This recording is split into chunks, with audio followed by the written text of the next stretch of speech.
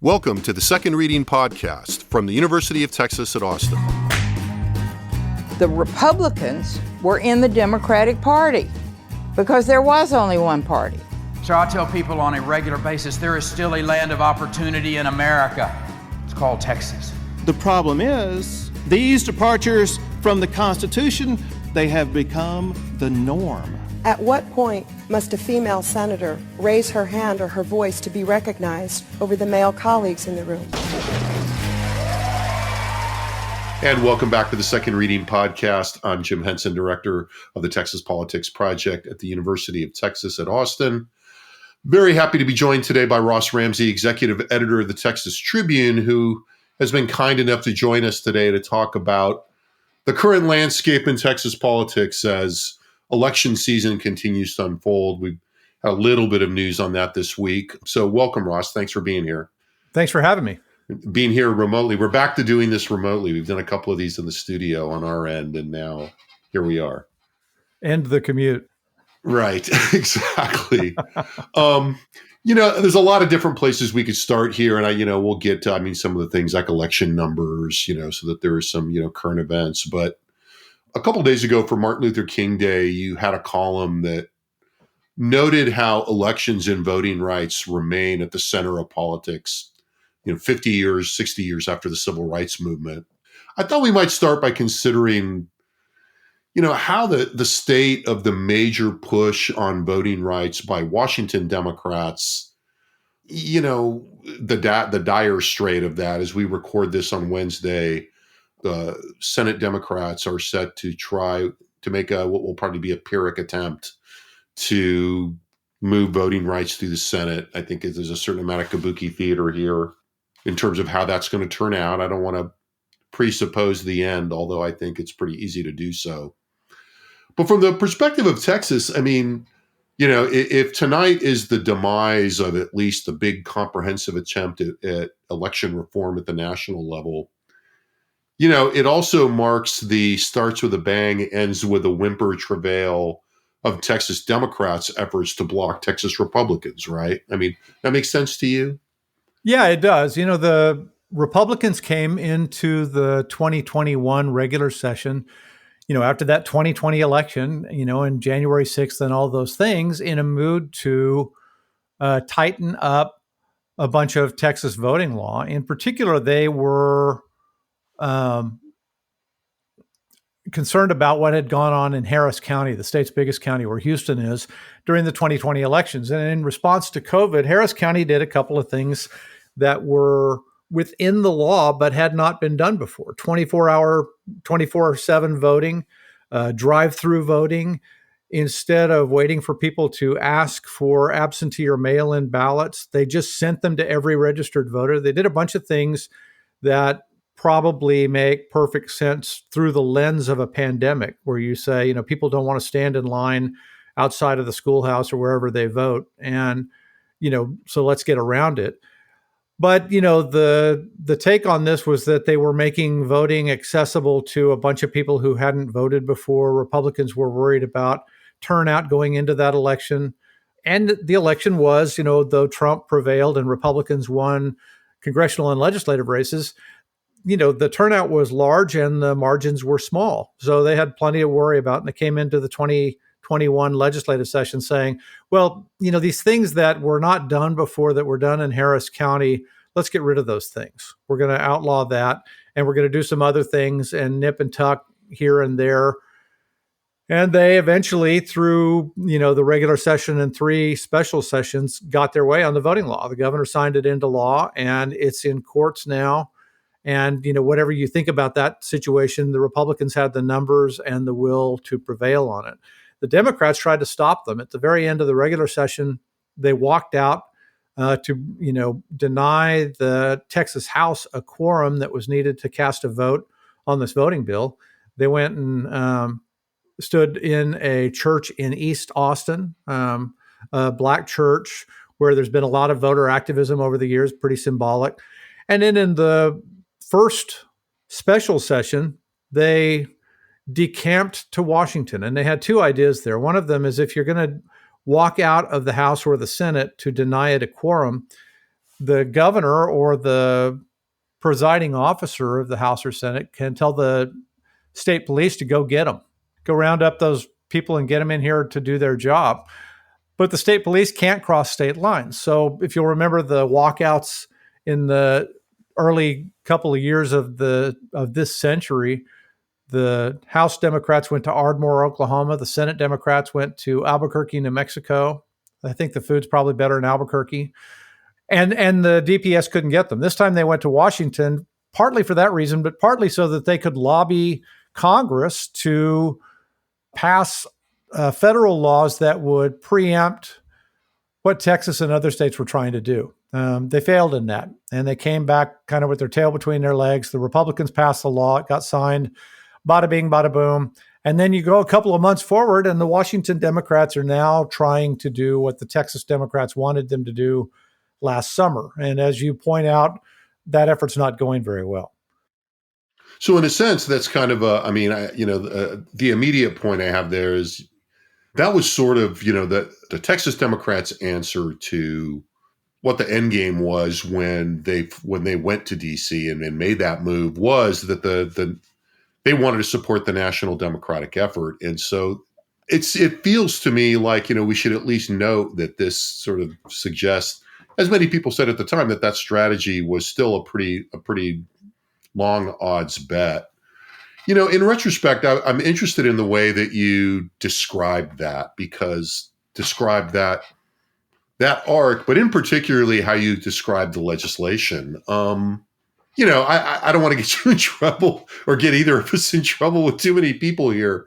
But I think were you to, as Democrats described that bill and have described the bill in retrospect, it certainly sounds a lot more dour or a lot more dire and a lot more fundamental in its effects than you have made it sound. And certainly in recent, I just did a fast brush. Well, in recent days, we've seen this come up in the cities, and I'm not trying to say, hey, you're short selling it, but I think there was a lot of discussion. I think that people weren't having in public at the time, in which folks said, this bill is not good for Democrats, and one could argue that its net effect is to reduce participation, or make it harder to vote and to participate than it is now in terms of net effect.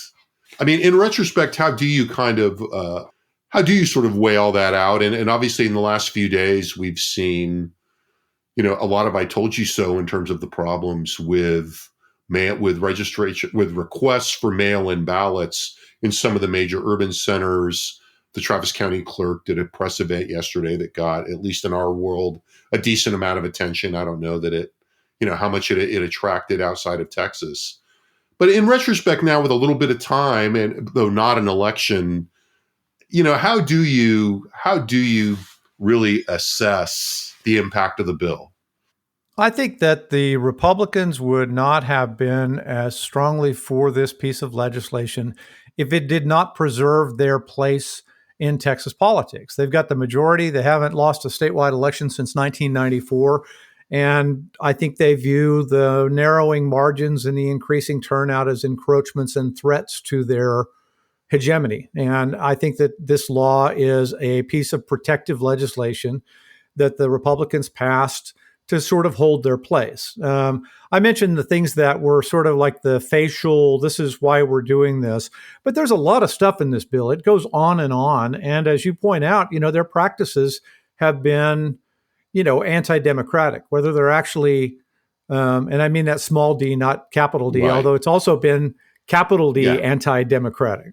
And this latest episode is they're blaming the supply chain for not having enough applications for vote by mail and for absentee ballots. Well, if you wanted to run government like a business, as they, profess to do, what a business would do is say, well, heck with the supply chain, let's put this online.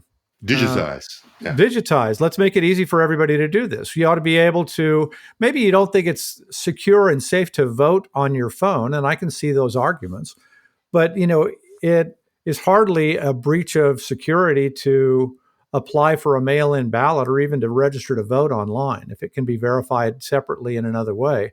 And handled that way. And you don't have the supply chain problem of not enough paper, not enough ink, not enough mail, not enough stamps, whatever the hell they're arguing.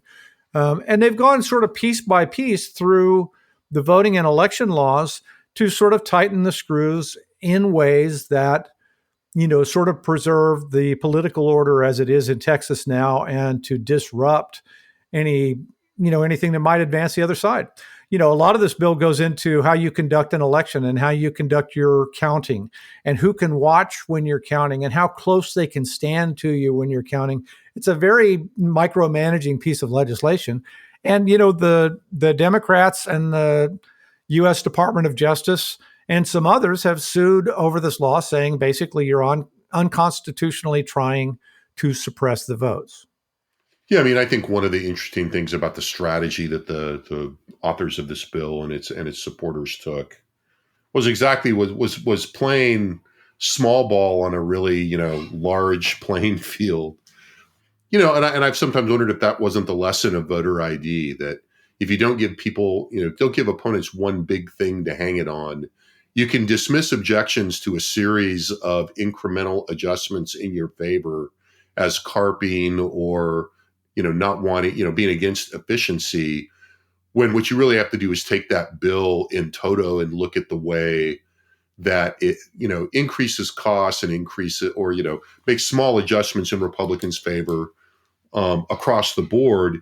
Each, taken individually, a lot of those adjustments can be presented as trivial or good, administratively sound, but in total, they have the effect you're talking about. And a lot of this bill, purports to fix things that they haven't shown are problems. They're saying, this is really an election security bill, and this is a bill that makes it harder to cheat in elections. But they did that without any, after years of failing to produce any real evidence of cheating in elections. Most of the attempted fraud in the 2020 election was after the votes were cast, when people were trying to, and by people I mean Donald Trump and the people that he was able to convince in states to tinker with and mess with the vote. He's got an attorney general in Texas, Ken Paxton, who to this day is still doing that. They haven't documented the problem they're trying to fix, and the fixes arguably work against the people who they're trying to defeat in elections. Well, or attempting to alter the outcome, right? Right. I think you said something interesting that I want to pick up on and kind of to broaden the conversation a little bit. There's an aspect of this that can be described as a certain amount of business as usual in terms of an incumbent party trying to maximize its advantages and preserve its position through the way that they are making laws and are trying to affect this. As we go into an election year, I think it makes sense to look at the shifts in election laws that were pushed by the Republican majorities and Republicans that are, basically running the political system right now, for lack of a more nuanced way of putting it, as part of a broader, sort of strengthening of Republican advantages in the state. I think people from outside the state, especially reporters, but just people that don't live here, often seem a little taken aback at just how thorough the Republican advantage here is. It's one, I did a media hit, somebody in Canada just before we did this podcast.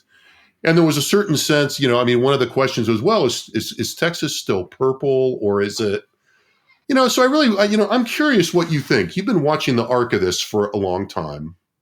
Is it wrong to think that, those advantages are the Republican advantages in the state right now, by virtue in part of how long Republicans have been running the machinery, are really deep and well entrenched? And I have a hard time making an argument for what's going to undo any significant part of that. Yeah, I think that's probably right. I think the Democrats had a similar, kind of political inertia going, where, if you freeze the other party out of statewide offices, just as an example of this, you freeze them out of, if you think about it, you freeze them out of the parking spaces where you used to develop both your bench and your experts. So you win an election and then you go into office, and all the people that worked on your campaign, whether they were paid workers in your campaign or they were friendly activists or those kinds of people, it's not exactly a patronage system, but it's not exactly not a patronage system. And you can put people in big agencies. And if you go through, big agencies like land or the controller's office or the attorney general's office, or even some of the big health agencies in Texas where most of the employees are, certainly some of the universities, there are a lot of people parked there who are politically sympathetic and empathetic to the people in power. Democrats did this for years, and the Republicans have done it as well for years, and somewhat methodically. Rick Perry, when he was governor, had really studied Bob Bullock, a former Democratic controller, and had really studied how, you could look around any room at the Capitol during a hearing that got a little bit boring and just start, playing a guessing game on who in the room had formerly worked for the Lieutenant Governor, Bob Bullock. And after, a few years of Rick Perry as governor, you could see that he was doing the same thing. So you would look, Perry was the longest serving governor in Texas history, 14 years. And certainly by the end of it, but probably 2/3 of the way through, you could look at state agencies and say, well, the executive director over there worked for Perry, and so did the general counsel, and so did the head of communications, and so did this person and this person. And they kind of marbled their people in the government.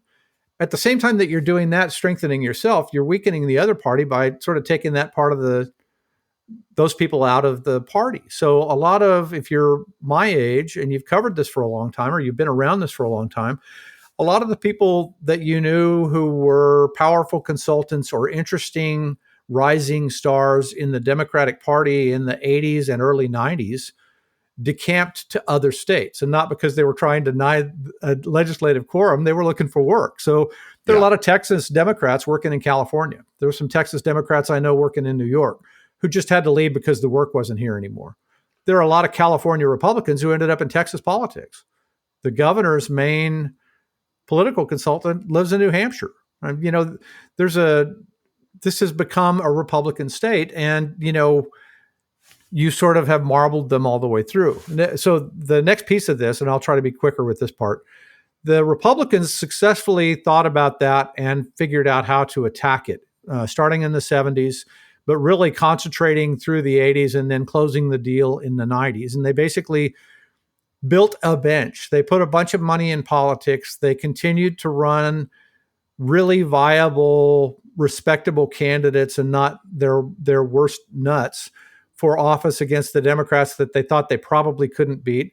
And they chipped away, and they were really methodical about it. And they had a medium to long-term plan. The Democrats have been unable to put the same kind of an operation together. And, you get the feeling that they have episodic wins. They have a moment when, you have a dream team in 2000, and you have Beto O'Rourke in 2018. And, you have moments when it looks like, well, maybe, but you don't have the kind of methodical thing where the Republicans are looking at something getting increasingly large in their rearview mirror and Democrats are seeing the car in front of them get closer and closer. Yeah. I mean, I think when, one of the, kind of classical ways of looking at this, and we've talked about this before, from an academic perspective, is that, and this is kind of more based on a European model, but still becomes more and more relevant to the United States, is that, you have these domains that parties function in that enable them to remain viable and relevant and have influence as parties. You have the party in the electorate, which is, your strength among the voting base and, how much ground support you can count on. And then you've got the party as an organization, which is kind of what you were, I think, to some degree just alluding to, which is a party with the capacity to both mobilize those people and inform government and inform governance and, come up with ideas and become, what any organizational element does, which enables you to get things done. And, right. And then you've got the party in government. And that is, your ability to, be inside institutions and use your position in institutions, both, when you win elections, say in a parliamentary system and you've got your hands on the wheel, but also at the, in a more subtle way, I think in the bureaucracy, just filtered in even at the staff level. And I think, if you were to, do a little column and compare Republican and Democratic assets in Texas in those three columns, the Democrats are largely bereft. And I guess the question is, is at what point does that just become something that all the Democrats can really do is wait for the Republicans to collapse? And we're not seeing any sign of that. I mean, I think that's why, during the 2010s, there was a lot of Democratic glee. And we still kind of see that now as the Republican Party in Texas, really experienced intense internecine fighting. And there was a sense that maybe this is the moment we could take advantage of. That seems not to have happened. But I don't know what the road out for the Democrats is. And it's obviously a big question here in Democratic circles. I don't know where they start. I'm not sure that I have the answer to that. And, those consultants get paid a lot of money to come up with answers to things like that. But you can look at history a little bit and say, what do the Republicans do that the Democrats aren't doing? And one of the things that I think is notable is that in the early to mid 80s, it became more and more socially acceptable for conservative Democrats, and there were a ton of them in Texas, for conservative Democrats to look at national Democrats and say, I can't go with those guys. I'm not with those guys. So you had, what's now called generally the Reagan Democrat, but kind of the business class version of this was, hey, I've been a Democrat all my life. I was with LBJ. I'm with Mark White, yada, yada, yada. But I can't go with Mondale or McGovern or some of these national Democrats who are so liberal. And the Republicans made a case for you should come over here. The water's fine. The Democrats now have not made that case to, what you might call liberal Republicans, or at this point, just disaffected Republicans. The part of the party that's in control isn't necessarily, socially acceptable, let's say, to the part of the Republican Party that's not in control. But those Republicans, to the extent that they don't feel like they've got a home in their own party, are looking at the Democrats and saying, well, I'm not going over there. Have nowhere to go. Yeah. Right. Well, and I think, another piece of that, I think that even predated some of that is if you look at, I think you find most of the accounts of this in either, just people's memory or memoirs. I mean, there's some good stuff on this. I mean, in Wayne Thorburn book, there was also some kind of, invisible stuff that went on, the Republicans' women's clubs going back to really the 60s and 70s. And these kind of social networks, we used to call social networks before digital social networks, that became the, if you will, the petri dish for breeding a degree of both Republican acceptability, but also the kind of candidates and the kind of grassroots, support and feeders that help that happen. And, I think it's fair to say that tends to happen a little bit out of the public view. I mean, I think you have to be really close to it to see that happening. Mm-hmm. I think, when I was a young reporter, you had to cover Texas politics. You had to be pretty well sourced and pretty attentive to groups like the Texas Federation of Republican Women.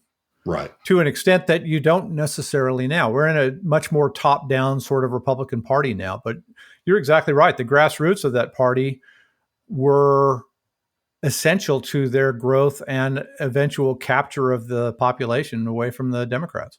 Well, and I don't wonder. I mean, I think, somebody, I think if we had, the consultants that work for the farther right candidates in Texas, and, we know sort of who some of these folks are, and what they would tell you is that is in fact going on, but that part of what's happened is that, there's a bit of antipathy right now between those kind of forces that are most active in Republican politics and the folks at the top.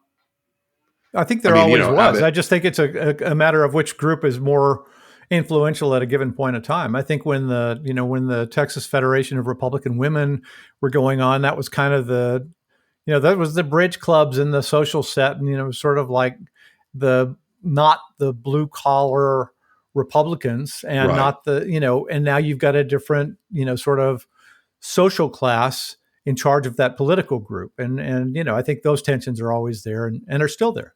Yeah, well, and it would be interesting to look at. I mean, I think that, the groups that are most energized and active, say, in Republican primary politics, are a mixture of, non-issue based groups, kind of regional Republican county parties and things like that, which, do do periodically make a lot of noise and either support or become a thorn in the side for certain incumbents, or become the base of support. I mean, for somebody, that's kind of a lifeline for somebody like Attorney General Paxton. But I think they've also been supplemented by, these hyper energized and more well-funded issue groups, be it the gun groups, be it, some of the anti-abortion groups. We could probably, start listing some of the property rights groups. So, I think what's going on at the Republican Party, reflects some of the changes in politics that we've seen.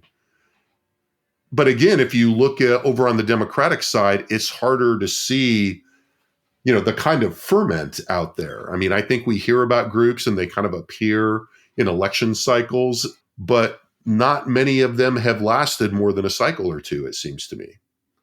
Yeah, they are very quick to judge defeat and to replace whoever lost the last election with a new set of people to lose the next election. And the Republicans, at least when they were taking over in Texas, were pretty good at, look, we're going to have a couple of losing years. We're a rebuilding team right now. And they were more tolerant of their losses, and they were incrementally better every time. Well, in anticipation of, should anybody hear this, some of the, angry mail we'll get from the usual suspects. That this kind of gets to the question I started with, which, this is not to say that it's just bad decision making or bad leadership among Democrats. I mean, there's something about, again, their structural position where they just, the lack of resources, the lack of, the kind of resources and the kind of, I'm struggling because like those resources are both material and also, intangible to mobilize people and get them in it for the long haul.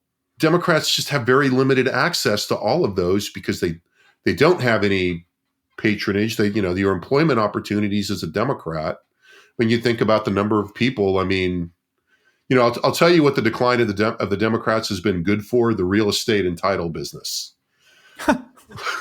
Right? As people just kind of throw up their hands and high tech and go do something else where they can make a living and not feel like they're constantly losing. And I don't know how there are ways to analytically process that. But as we look at, the terrain and where some of the people that were seen as promising in the early, in the last couple of decades, you were talking about, political professionals going to work in other states.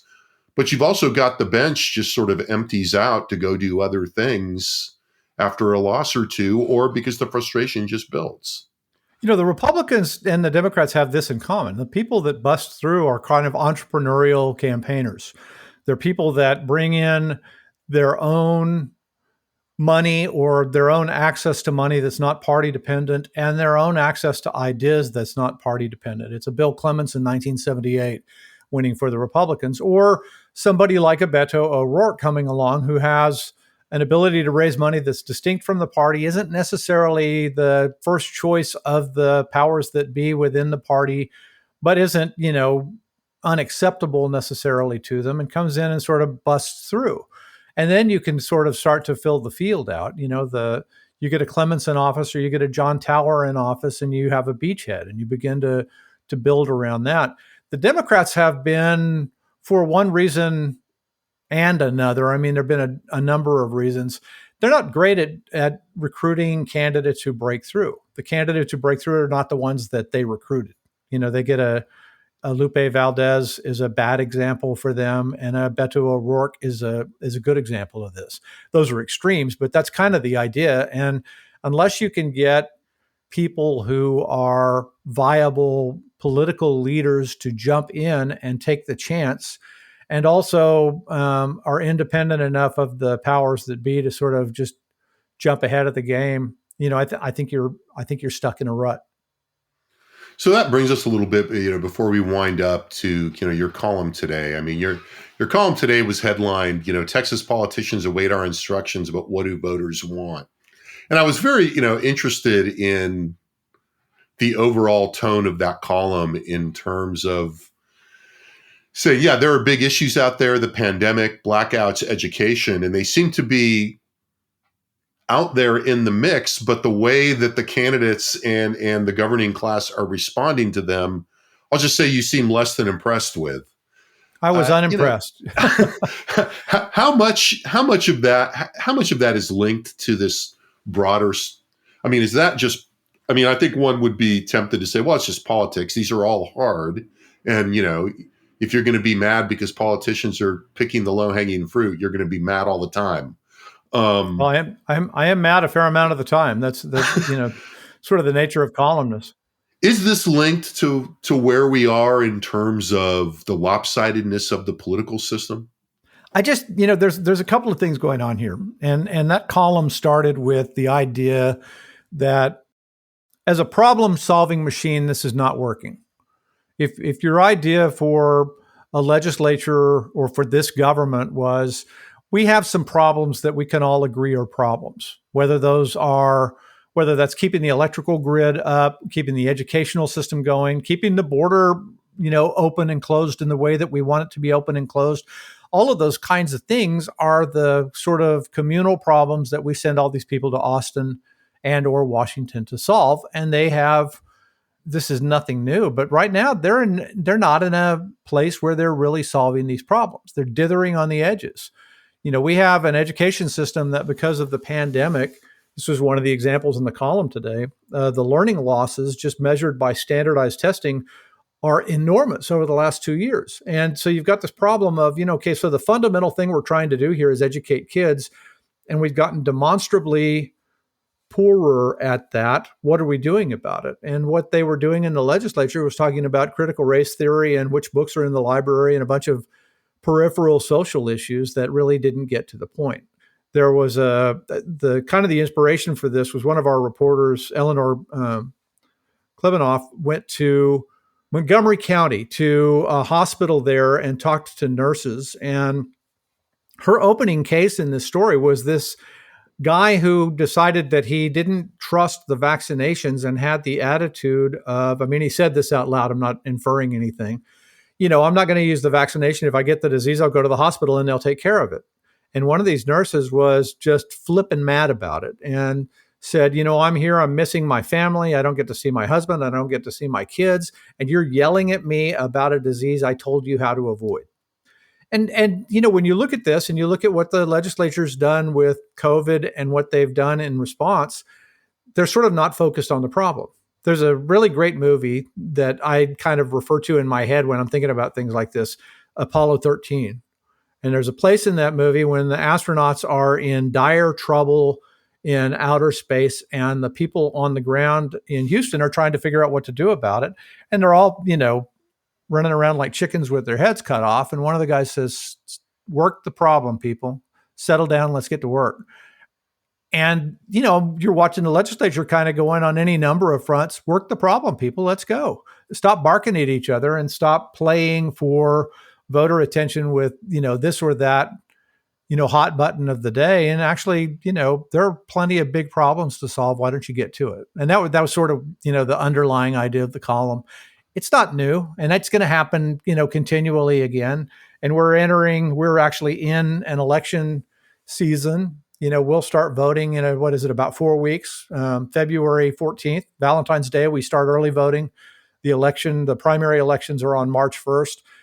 So we're actually in the time when you could, at least in theory, if you read all those civics books, I personally ditched those classes, but if you read all those civics books, this is the time when voters could raise their hand and tell them, hey, you need a course correction, go do X or go do Y. And that's where the headline came from. Do you expect that? Not necessarily. I hope for it. I guess the why. The why is what I would get at here. To my mind, there's a lot. Actually, I would say I agree with all of that. It does seem to me that something is broken that has impaired responsiveness in the state. I think it's always been I like the way you frame that, but the institutions are not really working the way we should be able to expect them to. Now, I think one has to be careful. It's not as if Texas has historically given us the model of responsive government. There's a lot of noise in the lines here, and including a political culture that is skeptical of government doing much to some degree. But it seems like we're pretty far out right now, and that a lot of the mechanisms that we rely on to make the kind of corrections you're talking about are broken. And one of those is that there's no effective opposition to the folks in charge of handling this right now. Well, when does it become, not a political problem and becomes a real problem? It's a real problem. I think, I think in voters' minds is what I'm looking at. And, at what point do voters think that we're depending on hospitals to do a lot of things that hospitals aren't designed to do? They're not designed to operate at peak capacity for 2 years on a pandemic that, hospitals are designed for episodic things. They're not designed for plagues. And when you put a plague on them, what are you doing to help them out? Would it kill you to put on a mask? Would it kill you to get a vaccination? And you have to figure out, what's the trade you're making here? What are you losing in the process? I think education is one of those things like a dripping water pipe in your attic. It can drip up there for a long time before you notice it and cause a real big, giant problem. You can tell I've had some plumbing issues in my house lately. You can get into a thing where you have a real big problem because you didn't pay attention to it at the beginning.